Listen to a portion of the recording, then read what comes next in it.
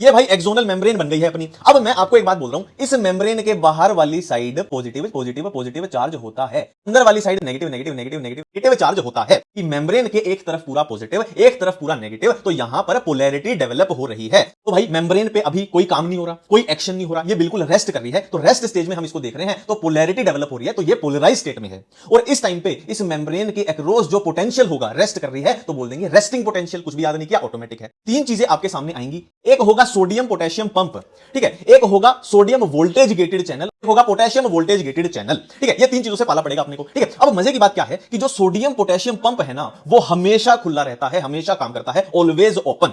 But नाम में यार वोल्टेज गेटेड चैनल की जब वोल्टेज मिलेगी, जरूरत पड़ेगी, तब ये खुलेंगे।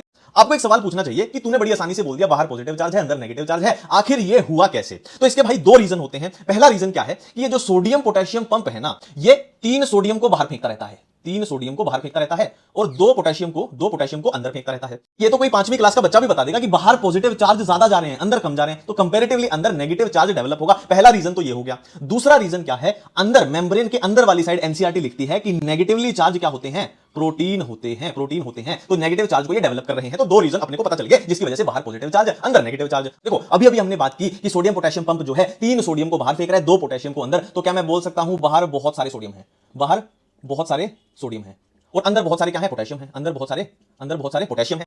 अब देखो इसको थोड़ी देर साइड में रख देते हैं, ये हमेशा काम करता है, ये हमने देख लिया खुला रहता है, ठीक है। अब होगा क्या, यहां पर डग डग डग डग डग, यहां पर स्टिमुलस आया, थोड़ा स्टिमुलस टेढ़ा हो गया, ठीक है, यहां पर स्टिमुलस आया। तो जिस पॉइंट पे स्टिमुलस आया उससे आगे कुछ बदलाव आएंगे। बदलाव क्यों आएंगे, जैसे ही स्टिमुलस आया तो सोडियम वोल्टेज गेटेड चैनल जो हैं वो खुल गए हैं। उनके खुलने से होगा क्या, ये जो सोडियम थे ये अंदर आना शुरू हो गए हैं। तो अंदर भाई सोडियम आना शुरू हो गए हैं। तो अंदर सोडियम आने की वजह से पॉजिटिव चार्ज जो है अंदर बढ़ जाएगा। पॉजिटिव चार्ज बढ़ जाएगा मतलब यहां पर अपने को बदलाव दिखाई देगा। कैसे, अंदर पॉजिटिव चार्ज बढ़ गया ना, अंदर पॉजिटिव चार्ज बढ़ गया, तो यहां पर अपने को कुछ ऐसा सिनेरियो दिखाई देगा कि अंदर पॉजिटिव हो गया, बाहर नेगेटिव हो गया। लो इसको पोजीशन को हाईलाइट भी कर लेते हैं।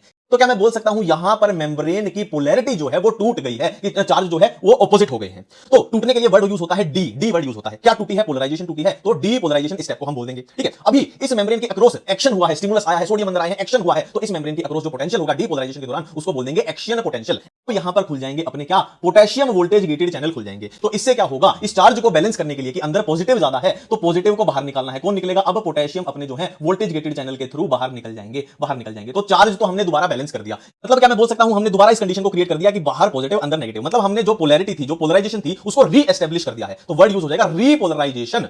ना सोडियम पोटेशियम पंप से क्या होगा, ये पोटेशियम जो है अंदर आ जाएंगे और ये सोडियम जो है दोबारा से बाहर चले जाएंगे। कैसे जाएंगे, वही रूल चलेगा कि तीन सोडियम बाहर और दो पोटेशियम अंदर, वैसे ही चलेगा फिर।